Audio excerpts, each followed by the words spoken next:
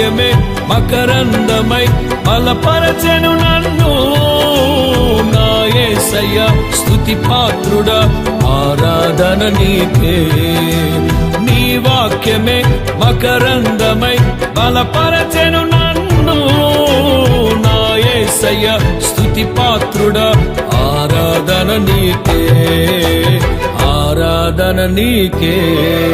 కృపాక్షేమము నీ శాశ్వత జీవము, నా జీవిత కాలమంతయు నీవు దయచేయువాడవు.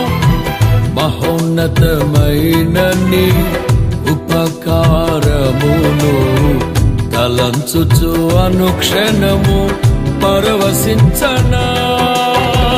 నీ కృపలోనే పరవశించనా.